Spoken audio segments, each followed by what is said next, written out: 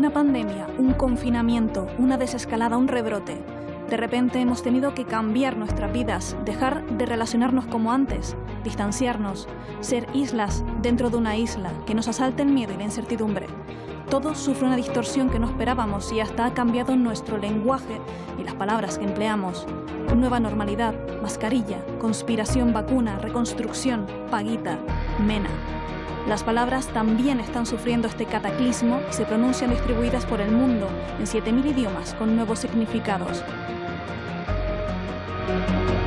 ¿Debemos aceptarlas así o esto también es fruto de la distopía?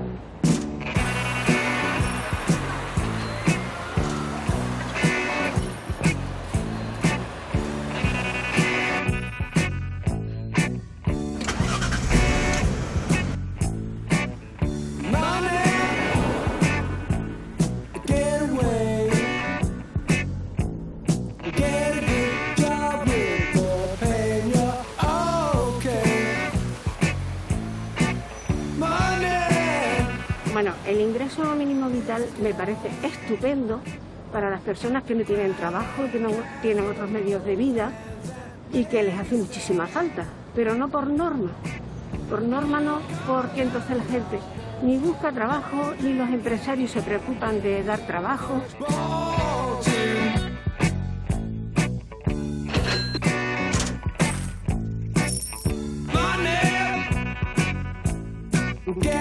No es privilegio, lo necesitan. Lo necesitan, pero es que no hay. Cuando una cabra no da más leche, no se puede sacar.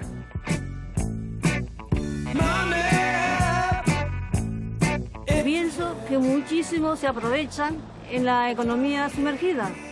Otros, como no están acostumbrados a trabajar, pues se aprovechan y lo que hace es vivir el cuento.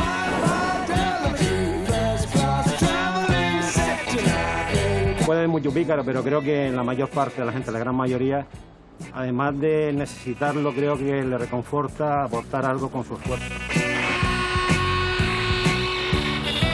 Toda la cuestión se basa en saber quién lo necesita y quién no lo necesita. Creo que hay mucha gente que sin ese ingreso ahora mismo lo pasaría realmente mal.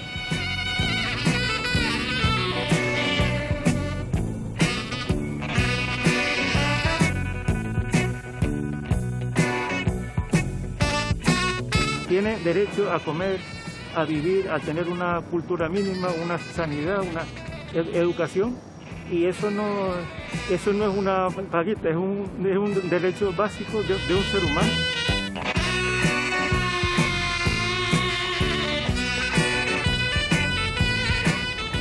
¿Qué tal a todos? Muy buenas tardes, son las 8:30 en Canarias. Ha salido adelante hoy el ingreso mínimo vital con el apoyo de la mayoría del Congreso de los... Hola, Manuel. Un barraquito, por favor. Luego lo veremos, pero no ha habido ni un solo voto negativo. Un aumento en la llegada de migrantes. Hablamos de ese ingreso mínimo vital. Sus principales objetivos son erradicar la pobreza extrema y la participación en el mercado laboral de las personas en situación de vulnerabilidad, mientras el Ejecutivo canario estudia la compatibilidad.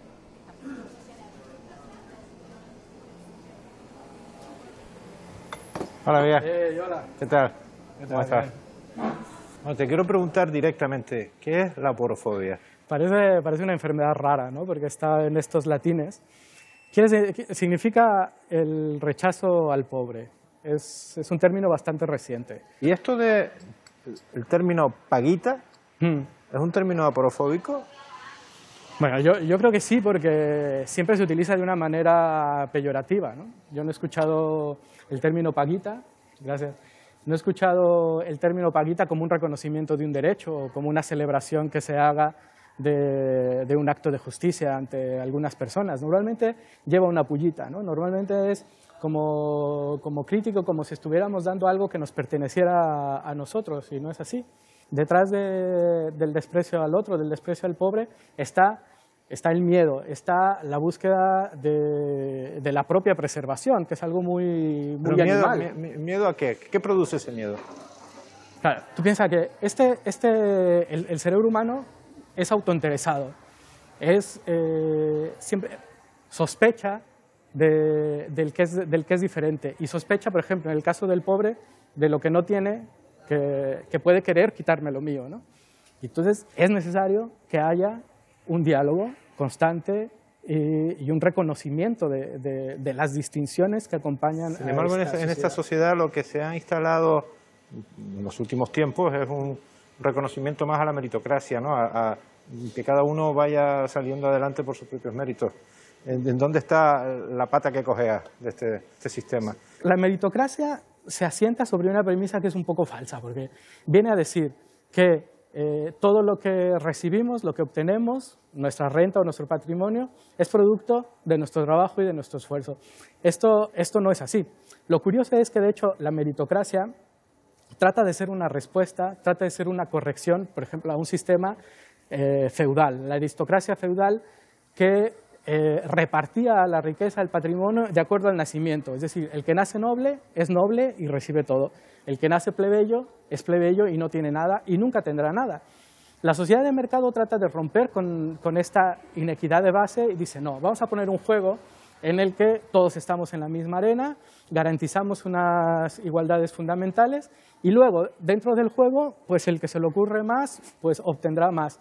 Esto es falso porque los principios del juego no son igualitarios, no son iguales, no son igualitarios. Es como si fuera una carrera de 100 metros, equivaldría a que en la línea de salida unos tienen zapatillas deportivas última generación y unos van descalzos. Entonces, eso en la práctica hace que sepamos quién va a ganar de antemano. Y entonces, por eso, los estados tienen que buscar la forma de nivelar el juego.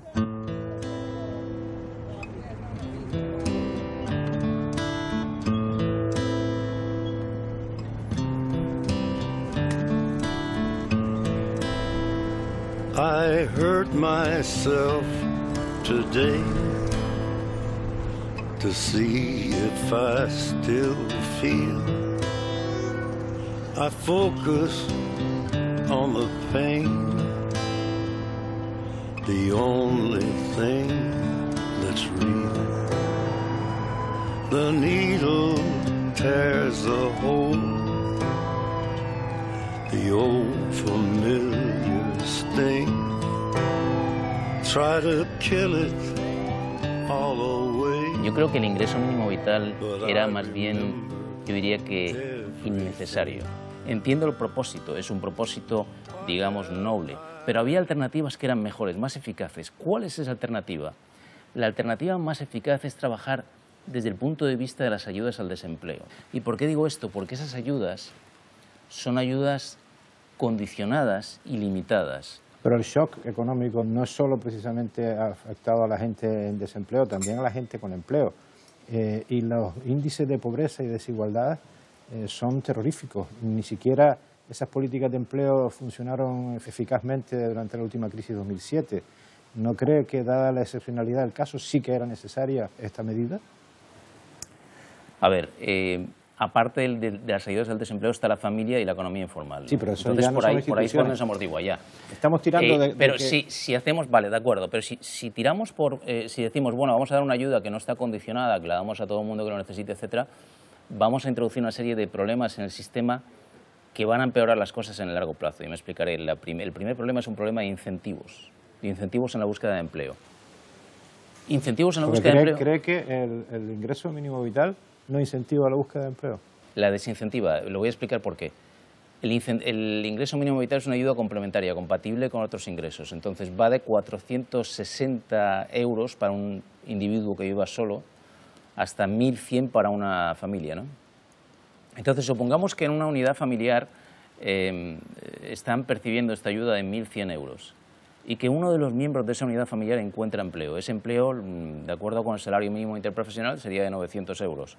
Entonces, él podría trabajar, él o ella podría trabajar y añadirle los 200 euros que le faltan para llegar a los 1.100, que sería el propósito de la ayuda, que mejorar. Pero evidentemente no hay ningún incentivo para hacerlo. Yo prefiero ganar 1.100 sin trabajar que tener que trabajar, deslumbrarme trabajar y luego añadir esos 200. Más bien lo que va a tratar de hacer una persona en esa situación, y es lógico, tiene toda la lógica, es trabajar todo lo que pueda en negro y conseguir además esas ayudas. No nos hemos ido al caso más extremo, el de los 1.100 euros, cuando en la generalidad eso no va a ser así. Bueno, puede ser un caso extremo o no, pero el incentivo está ahí. Es decir, si tú pones los incentivos en un sentido, la gente se va a mover hacia ese sentido. Y así lo que vas a generar es también una especie de incentivo para la formación de buscadores de renta. Los buscadores de rentas son individuos que saben perfectamente dónde conseguir dinero, cómo conseguirlo, qué formularios, qué presentar, que emplean su energía y su tiempo en eso, en lugar de emplear su energía y su tiempo en ser productivos, en generar valor para la sociedad, etc. Pues no, eso parece una acusación un poco fuerte. Habrá gente que, si fueran realmente, ¿cómo se dice?, captadores. Buscadores de renta, no habría tanta pobreza, probablemente, ¿no? O no se detectaría tanta pobreza. La pobreza es artificiosa. La pobreza que de verdad hay que medir es la pobreza en el consumo.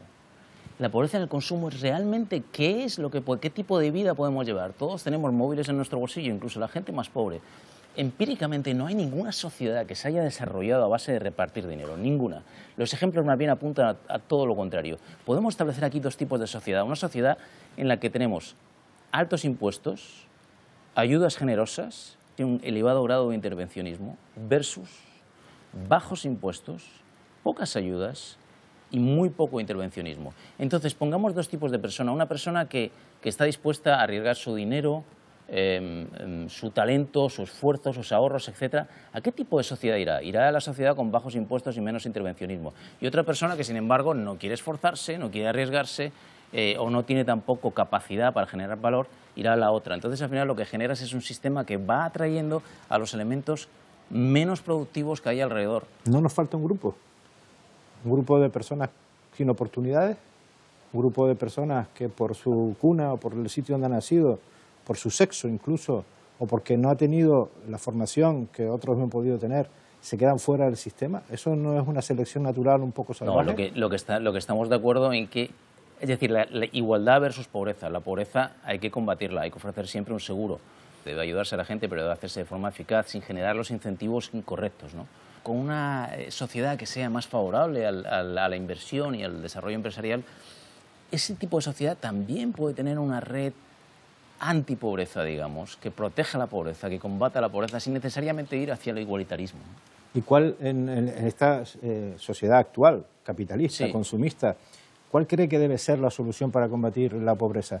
Yo creo que la solución está a través del subsidio de desempleo, ¿no? ¿Y el que tiene un empleo precario, que no le da para atender a su familia? Pero es que se supone que el salario mínimo interprofesional es 900 euros, entonces no habrá No, pero si tienes un contrato de horas, de 2 horas, de 3 horas, que existen muchísimos contratos basura, gracias a la última reforma laboral del año 12.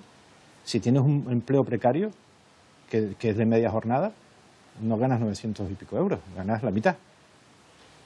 Ya. Esos empleos precarios, esos infraempleos, generan tanta más pobreza que el que no tiene nada y se dedica a la economía sumergida a intentar y resolver. Bueno, la pobreza se debe combatir con las herramientas que tiene el Estado, con las herramientas redistributivas, evitando generar incentivos a la captura de rentas y a la no búsqueda de empleo. Entonces, en el caso que me estás hablando, yo creo que habría que analizar ese caso en particular, pero me parecería bien que esa persona tuviese una ayuda, por supuesto.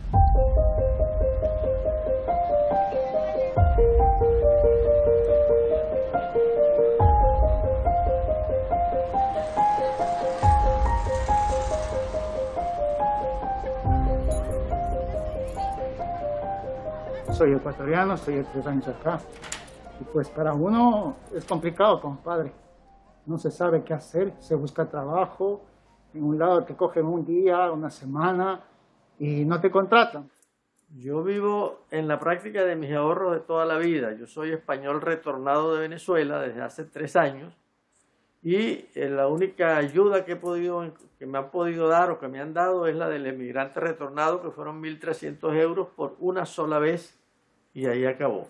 Paula, ¿tú de qué vives? Ahora mismo ya de nada. ¿Cómo que de nada? ¿No tienes una ayuda oficial de ningún tipo? Oficial de ningún tipo. Yo agoté mi prestación de carga familiar, que fueron de 300 euros. Mi último trabajo fue en el Cabildo, con un contrato de 6 meses. Se me retira, trabajo los 6 meses, los cotizo y paso a cobrar 300 euros. Me dejan en peor situación con 4 niños. 4 hijos. 2 mayores son de una primera relación, fui víctima de violencia, abandono de familia, y los 2 grandes tienen 15 y 16 años. Dime una cosa, entonces tú eres de las personas que puede decir que trabajar no le sale a cuenta. No me sale a cuenta, porque a día de hoy, bueno, si me lo ofrecen ahora porque no tengo nada, evidentemente vas a cogerlo. Si tienes cabeza, lo vas a coger, evidentemente. Lo coges y te quedas cobrando algo. Pero es que a mí me dejaron en peor situación. Mis hijos tendrán que comer de algún lado. También digo que de lo único que yo tengo realmente comida es gracias a Besar, porque yo recojo comida aquí. Yo pedí el ingreso mínimo vital desde que salió el primer día, ya estaba yo en mi internet conectada para echar mis solicitudes, y lo mejor de todo es que tienes que echar muchos papeles, pero resulta que la seguridad social, los distritos, las zonas que deberían de ayudarte, el ayuntamiento, todos esos papeles los tienes que sacar. ¿Cómo lo sacas? Está todo cerrado también. Pues ahí sigue la solicitud en estudio y yo no doy por hecho que la vayan a dar. Bueno, Estefanía, tú encabezas una familia monomarental. ¿Cuántos hijos tienes? Tengo 2 niños, uno de 20 meses y una niña de 12 años. ¿Y de qué subsisten ustedes? ¿Cómo subsisten? 150 euros mensual, un mes sí, un mes no, cuando el padre puede pagar. ¿Te has apuntado al desempleo, a la oficina del paro? Sí, claro, yo estoy apuntada. ¿Y te están llamando para cursos o algo? No, me llamaron antes del COVID para hacer un curso de electricidad y uno de sociosanitaria que ya había tenido, que ya lo tengo yo. ¿Y sueles responder que sí a esos cursos? Sí, claro, yo siempre respondo a todo que sí, siempre y cuando, pues también, porque a veces la economía pues no permite también, porque las becas después te la dan al final, cuando acaba el curso. A veces pues nos cuesta, pero sí, siempre suelo decir que sí a todos los cursos. ¿Y tú, Paula? Igualmente, tengo bastantes cursos, me he sacado cursos, pero no precisamente por el paro. Siempre ha sido porque yo he podido... Pero por tu experiencia, si mañana te dan el ingreso mínimo vital y luego te llaman para un empleo... Yo iría al empleo. ¿Cuánto? Pero el ingreso mínimo vital, en tu caso, dada tu situación familiar, es importante. Dada mi situación, yo estaría como mi compañera, ¿no? En mi situación, yo diría que me quedaría cobrando el mínimo vital hasta que realmente yo pudiera encontrar un trabajo que tú dijeras que te vas a quedar. Porque ¿de qué te sirve coger un trabajo y estar un día asegurado?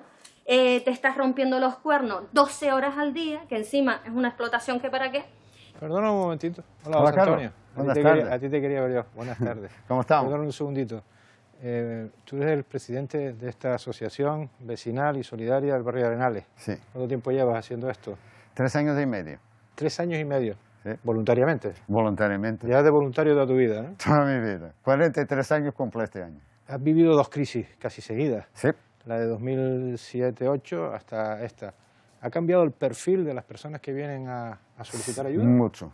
Ha cambiado mucho el perfil. O sea que estamos más o menos como la crisis del año 2007. Personas que nunca habían pedido una ayuda en su vida. ¿Ahora la piden? Ahora la piden porque han quedado sin trabajo, o quedado en un ERTE, o sencillamente han quedado sin nada. ¿Pero en qué proporción se ha incrementado esta reclamación de ayuda? Un 300%. Un 300%. Un 300%.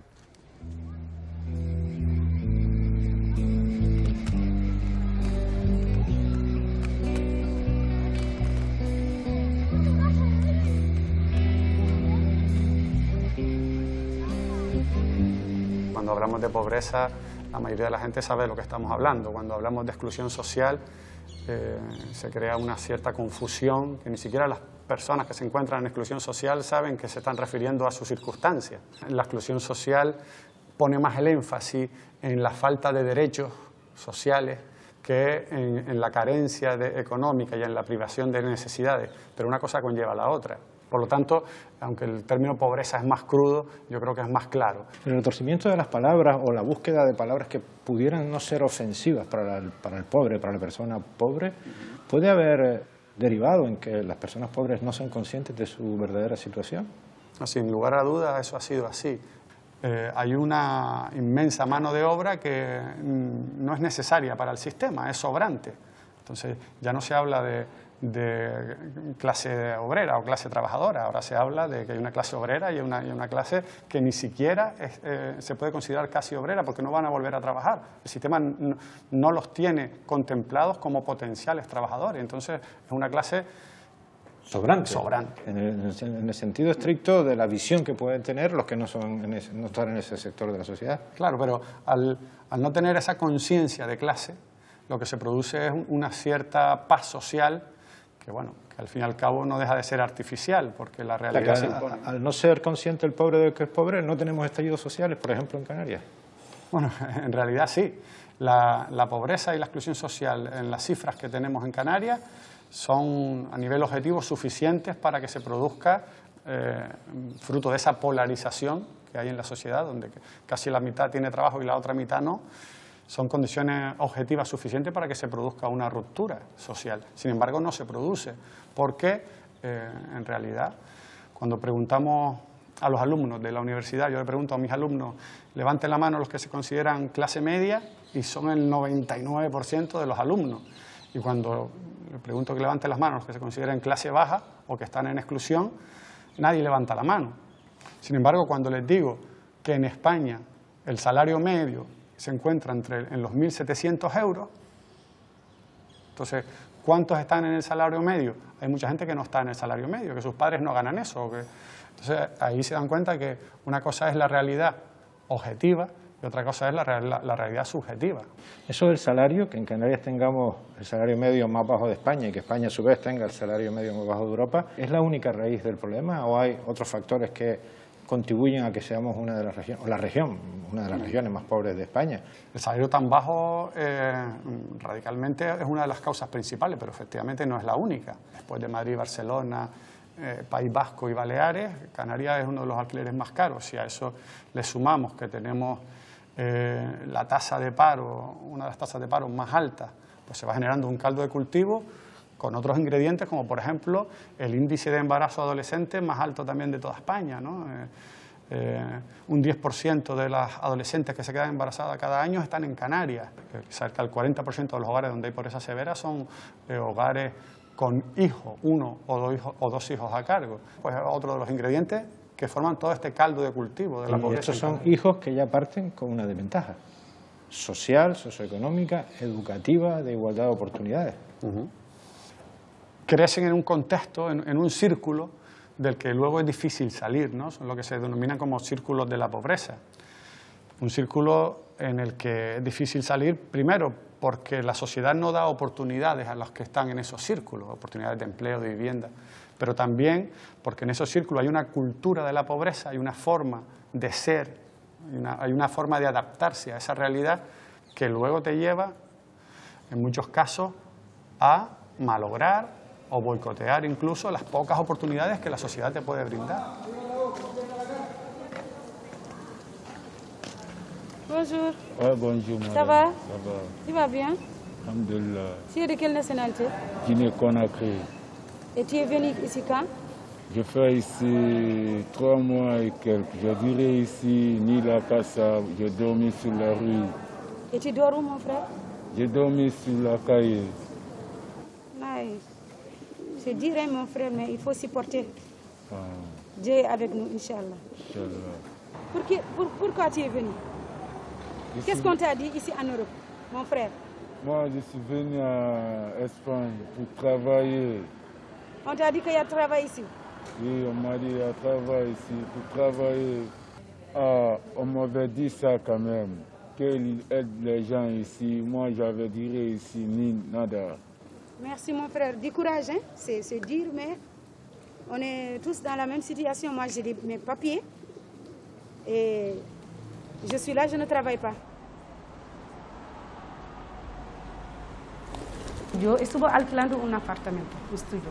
Como yo no estoy trabajando, yo ahora estoy viviendo con una amiga de aquí, de Canarias, que antes yo limpiaba su casa. Ella me dejó una habitación en su casa.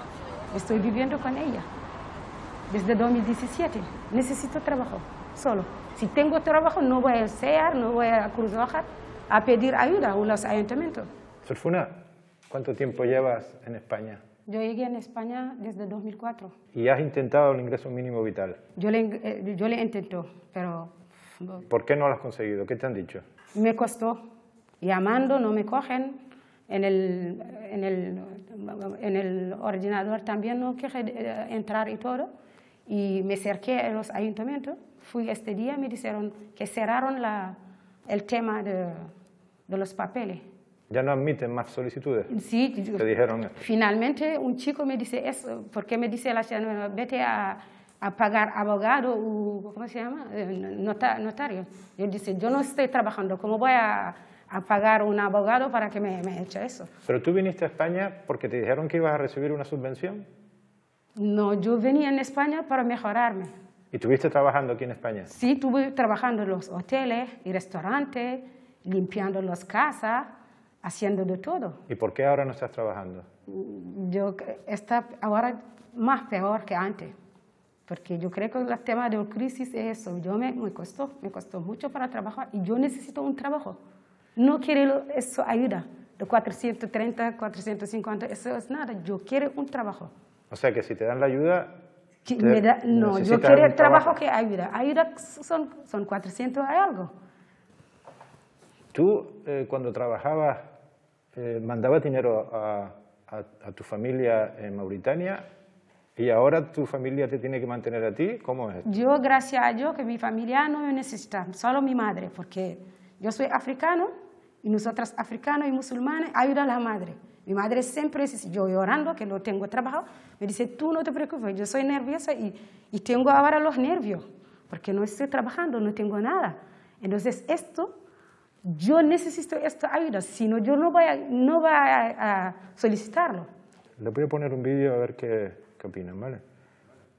Un efecto llamada a gritos. El gobierno de España está alimentando la entrada masiva e ilegal de extranjeros en España para beneficiarse de renta mínima vital. Nosotros no podemos admitir que millones de españoles que se han quedado sin empleo, que cientos de miles de autónomos que se han visto obligados a cerrar sus negocios y que ahora no reciben ayudas económicas de ningún tipo para levantarse y recuperar su actividad, sean tratados en la misma o incluso, en ocasiones, de determinadas circunstancias, en peor condición incluso que aquellos extranjeros que puedan entrar ilegalmente en nuestro territorio nacional. Bueno, Jorge Buxadé, portavoz nacional de Vox, ¿qué opinión tienen respecto a estas palabras? Bueno, desde nuestro punto de vista es una aberración como discurso público, de una opción o de una vertiente política que debería ser mucho más responsable en sus juicios, lo cual tampoco me extraña porque creo que forma parte de su tónica habitual. No es cierto que se produzca un efecto llamada porque el ingreso mínimo vital precisamente solo pueden acceder a él aquellas personas que están al menos un año de residencia legal y efectiva, lo cual excluye a cualquier persona en situación irregular que se encuentre entre nosotros o que llegue a las costas canarias o que llegue a cualquier lugar de la península ibérica. Solo para personas que se encuentran en situación legal, residencia legal, y efectiva, de al menos un año. Una persona que llega a costas, por ejemplo, al día de hoy, esa persona necesita al menos 3 años para poder regularizar su situación. Por tanto, no creo que una persona venga pensando en un ingreso mínimo vital en un horizonte de aquí a 3 años. Eso no tiene ningún sentido. Por otro lado, es verdad que el ingreso mínimo vital establece la excepción para personas que son víctimas de trata, de violencia de género o de explotación sexual. Como no puede darse de otro modo. Es decir, situaciones que se encuentran en una situación extremadamente vulnerable. Sí, parece que hasta les molesta que se ayude a esas personas que necesitan. Sí, en cualquier caso, ahí a nivel estatal un plan de lucha contra la trata es algo en lo que se está poniendo un acento importante a la hora de proteger a las personas y entendemos que son excepciones de lo más lógico. Oye, Serfuna, ¿cuánta gente conoces tú de África que hayan venido a Europa atraídas por el ingreso mínimo vital o por una subvención? ¿Para eso? Sí.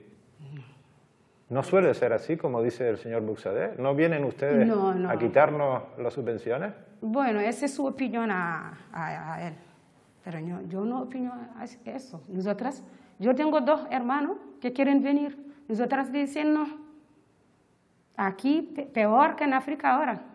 En África, si nosotros tenemos proyecto en África ahora se va. Yo se le dije el otro día, si tengo ahora un proyecto y ese que me financian, me voy en África, ya. Porque en África hay algo, pero la gente no entiende eso, quiere venir en Europa.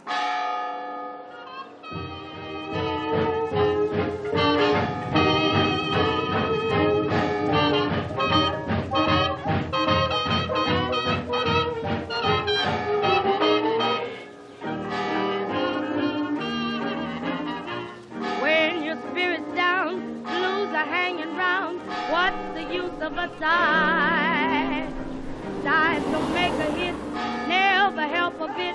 There's a good reason why. Here's a recipe. Bueno, Juan, estamos muy interesados en saber cómo están ustedes viviendo, los trabajadores sociales, la primera línea de atención a las personas que están necesitando ayuda, este ingreso mínimo vital, esta gestión del ingreso mínimo vital. Lo que se ha visto que hemos aumentado a más de un 80% de las atenciones de lo habitual y la información no ha llegado por una vía oficial. Me estás diciendo que en este municipio en concreto, sí, en Los Silos, se ha incrementado el 80% la demanda, en un 80% la demanda de ayudas sociales. Sí, tanto la demanda de ayudas sociales como los trámites referidos al ingreso mínimo y otros. Bueno, la gente que ha querido tramitar el ingreso mínimo vital es porque tiene una necesidad. Exacto, es decir, las personas que lo han solicitado es porque realmente están en una situación pues que necesitan, una situación de vulnerabilidad social, que necesitan ese ingreso. Y con lo que se han tropezado es con dificultades para gestionarlo. Sí, sobre todo la brecha digital, es decir, a la hora de tramitar, informarse de cómo se va a hacer el ingreso, si tienen derecho o no a este ingreso. Han cerrado sus puertas por medidas de prevención y a los servicios sociales y a los técnicos de las entidades locales nos ha hecho conocedores y corresponsables de lo que es la gestión de la información sobre estos trámites y ante eso para poder atender a las necesidades de los ciudadanos. Entiendo que si la Seguridad Social, o sea, el Ministerio, sí, ha trasladado a ustedes la responsabilidad de ser ese primer frente para atender a las personas, habrán recibido ustedes información oficial, pormenorizada, algún tipo de curso, Te digo otra vez, es decir, o sea, ¿están actuando ustedes no, exacto, es decir, oficialmente no, sí que no hemos recibido pues en lo que es la ley. ¿Un vídeo de demo? ¿Algo? No. Es decir, solo ha sido la ley, es decir, un poco el documento de la ley de cuando se aprobó el 15 de junio, está la ley y la normativa, para poder nosotros recurrir a la normativa, pero es verdad que nos ha faltado ese tocarnos en la puerta y decir, mira, tenemos esta información, se va a tramitar así y de qué forma se va a hacer, ¿vale? Ignacio, tú eres retornado de Venezuela junto a tus padres, sí, y has solicitado el ingreso mínimo vital. Sí, ¿Cuál ha sido tu experiencia? Sí, efectivamente, sobre todo con lo que pasó con la crisis del coronavirus, no consigo nada de trabajo y eso me obligó a mí a solicitar el ingreso mínimo vital. ¿Lo hiciste por internet? Sí, lo hice por internet, pero como ahí te pedían papeles, ese tipo de cosas, no lo llené bien y por supuesto no se hizo efectivamente la solicitud. Luego me acerqué al ayuntamiento, me asesoró. Ajá. Y lo realicé de nuevo y ahora está en estudio. Si consiguieras esos 700 y pico euros al mes, ¿buscarías trabajo o te conformarías con esto? No, por supuesto que buscaría trabajo. Yo soy más de pensar que es mejor buscar el pez a que te lo den. Eres de las pocas personas que conozco a las que se le ha contestado su solicitud de ingreso mínimo vital. ¿Te han dicho que no? Primer estudio, que no. ¿Y por qué? ¿Por qué te han dicho que no? Porque dicen que formaba parte de una mercantil. ¿Cuándo formaba parte de una mercantil? ¿Tienes una empresa? Hace 14 años que esa empresa no opera en nada, ni depósito de cuentas, ni nada. Pues me mandaron un correo electrónico a las 11:05 de la noche. Bueno, esa noche me dio un telele ahí que no pude ni dormir. ¿A las 11:05 había alguien mandando un correo electrónico?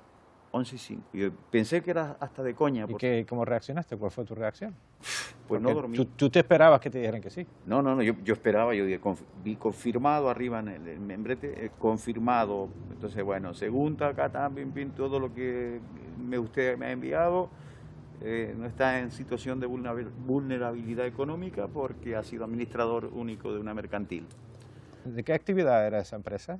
De alquileres de bienes de consumo, ocio, náutica en sur, de la playa de las Américas. ¿Pero esa es tu profesión actual? No, yo soy músico. Yo simultáneamente lo combinaba con la música esta. Con la música, o sea, que eres músico en activo. Sí.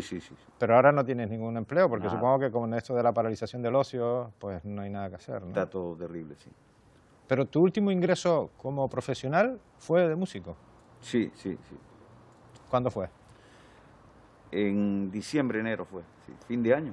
O sea que cuando pase esta crisis se supone que vas a retomar tu actividad. Esperemos, si ya teníamos un contrato apalabrado, un hotel ahí famoso se llama el Hotel Alabama, que empezábamos en marzo, pero justamente el 14 de marzo empezó el confinamiento y no pudimos llevarlo a cabo, ¿no? Varios eventos también. ¿De cuánto iba a ser la ayuda que ibas a percibir de habértela concedido el Ministerio por el ingreso mínimo vital? 4,62. ¿Para mantenerte tú solo? Efectivamente. ¿O tienes familia? Tengo 2 hijos también, pero no computan mis hijos porque viven con su madre. Yo tengo régimen de separación. Ajá. Y no me pueden dar más. ¿Y con ese dinero te alcanza para vivir? ¿Te alcanzaría para vivir? Uno se adapta a todo, ¿no? Por lo menos las ayudas esenciales si las pudiera tener cubiertas, ¿no? Porque no tengo que pagar alquiler, porque vivo en mi casa. Pero justamente a mis hijos no les podría pasar nada. ¿Y con qué estás viviendo tú? ¿Con qué ingresos estás sobreviviendo? Ahora mismo con ayudas del ayuntamiento y familiar que me ha echado un cable, pero tristemente no he tenido ahorros ni nada. Desesperante además y cabreadísimo además. Lo que pasa es que no lo demuestro, ¿no? Por educación, pero me dan ganas de tirarle a alguien un palo en la cabeza. ¿Tú crees que esto del ingreso mínimo vital es un engaño? Es un cachondeo, sí. ¿Sí? Sí.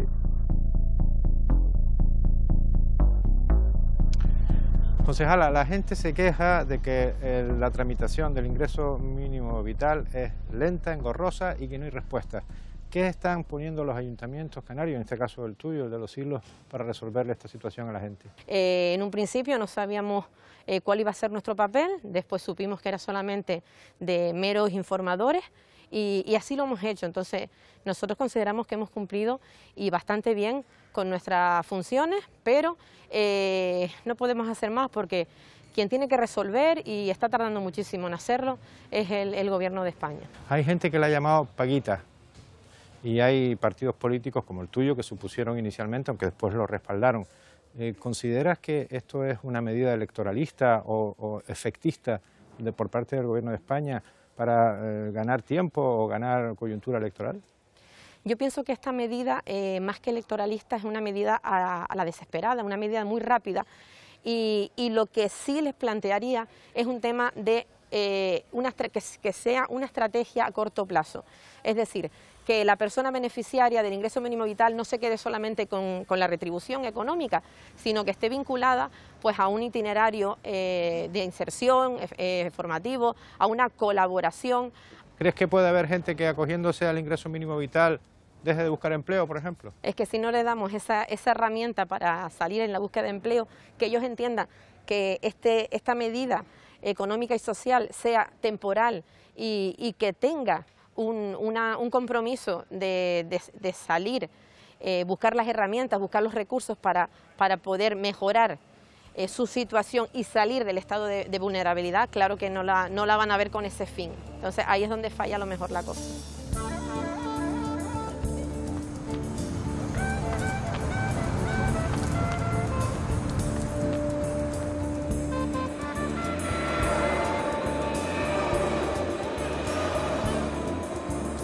Sometimes I feel like I'm falling,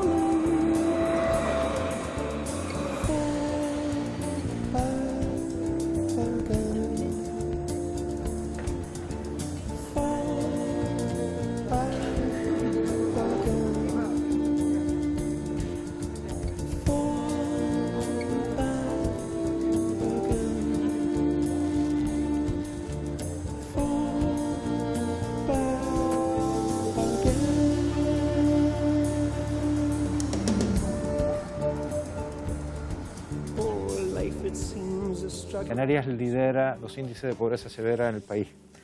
Le ha tocado lidiar con lo peor de la crisis, que es la parte social. ¿Está la administración pública, las administraciones públicas en su conjunto, pero la Canaria en particular, a la altura de las circunstancias y de las exigencias de la gente que más lo necesita en estos momentos?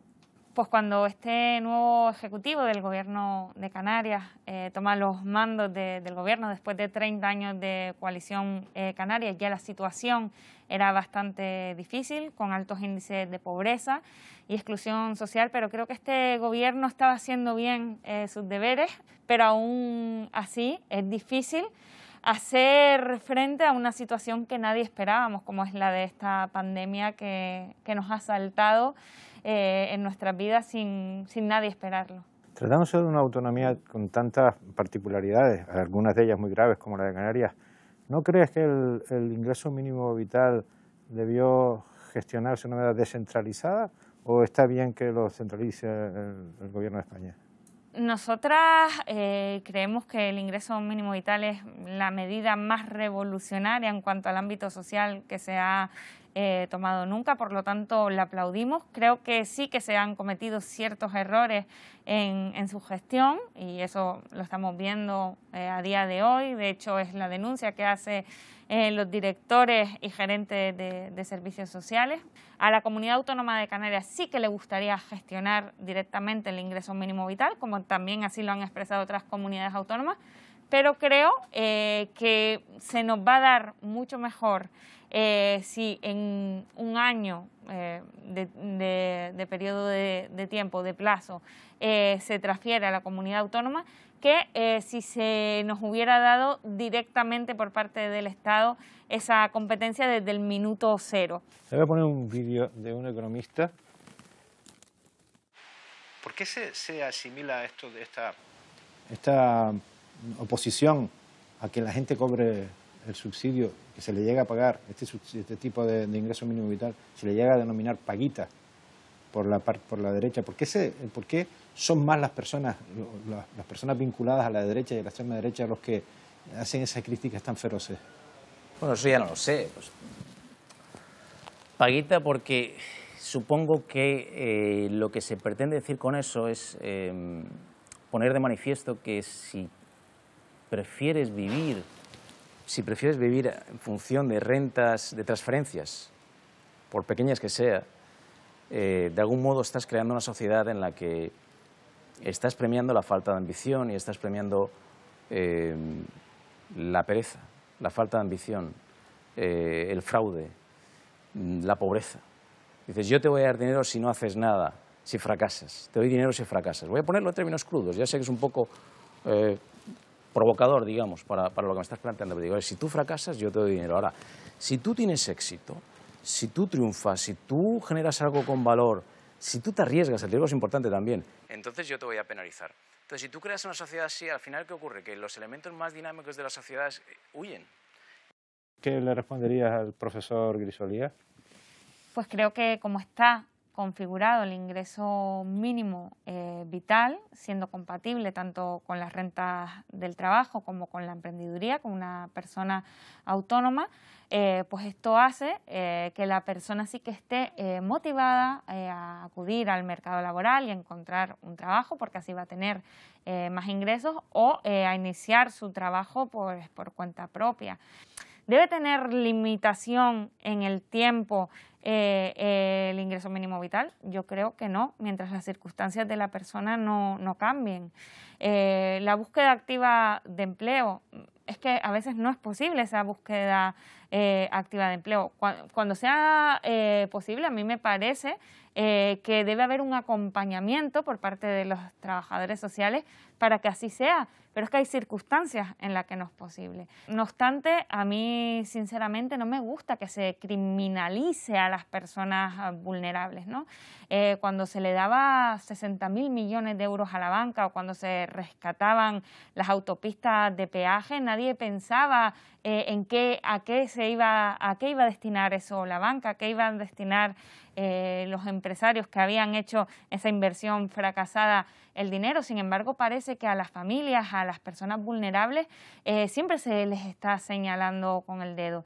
Yo creo que estas rentas, estas prestaciones van a ir directamente al consumo, pues por experiencias. ¿Está convencida de que esto ayudará a la gente a salir de la pobreza? Absolutamente convencida, porque es que tenemos la experiencia de otros países, incluso de algunas comunidades autónomas como es en Euskadi, donde esto ha sido una realidad, donde personas que han obtenido este tipo de prestaciones, muy similares al ingreso mínimo vital, en un medio plazo han logrado normalizar su situación y poderse incorporar a un empleo. Hay gente que hemos hablado, muchísimas personas que están ahora mismo en una situación de extrema gravedad, que se queja de que no se le contesta del ingreso mínimo vital y no tienen otra opción, se están quedando sin nada. Tengo un vídeo por aquí que es espeluznante de unas personas que se han quedado sin nada. Llevo como 11 años parado y como los compañeros, gracias a los comedores, pues sobre todo a Rescate Juvenil, que es el que me está dando la merienda cena, estoy sobreviviendo y soy un profesional de la pintura y de la electricidad. Antes había un poquito, podía pintar alguna casa, hacía algo, pero es que ahora nada. Si son 400 euros, con eso no me da sino para pagar la habitación y seguir viniendo aquí a Rescate Juvenil, porque con eso no te da para nada. Coge un par de huevos y se te va el dinero. Lo digo de verdad, yo también llevo el 2005 parado. Yo veo esto del mínimo vital y eso como todo, es un engaño casi todo. Mucha gente se le engana y se lo están pagando. Pero a mí me han dicho que van a cobrarle un 1% nada más. Aparte de eso, mira, mi casa se me está cayendo a cacho. Yo con alguna ayudita, yo sí la mandé, me la cursó un amigo, porque es que todo el mundo no tenemos internet, todo el mundo no tenemos móviles. A mí me la cursó un amigo. No van a salir todas las personas con el ingreso mínimo vital de la pobreza. ¿Está la comunidad autónoma capacitada para dar respuesta con otros mecanismos a situaciones como las que describen esos señores? Bueno, con el ingreso mínimo vital, tal vez lo que podamos hacer es acabar con la pobreza severa.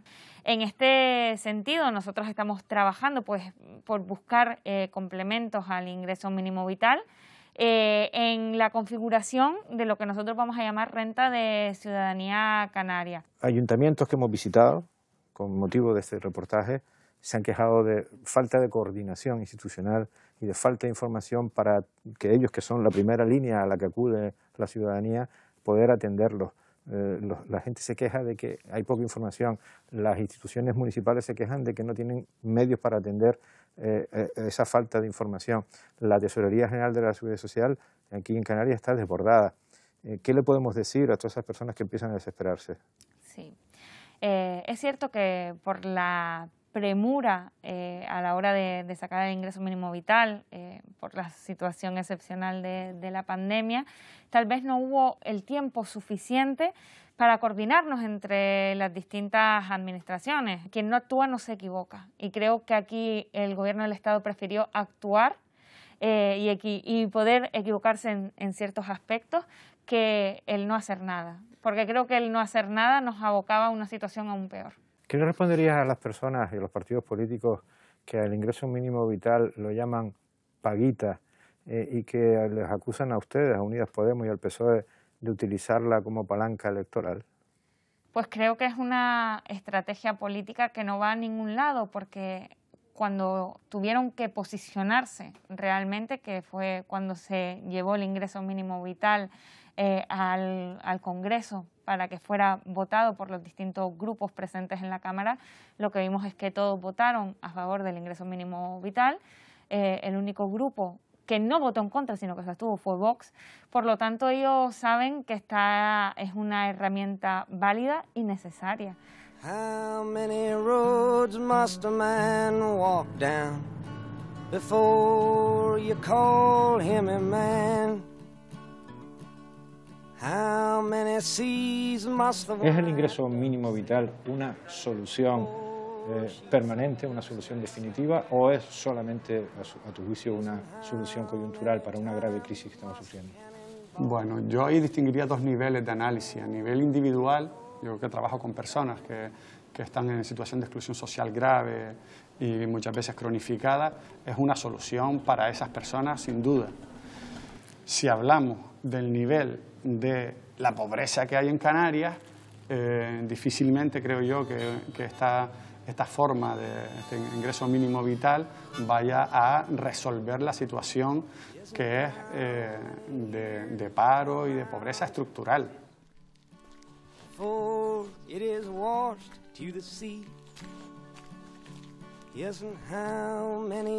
¿Tiene el capitalismo fin? Siempre parece que va a terminar, pero siempre termina reconstruyéndose.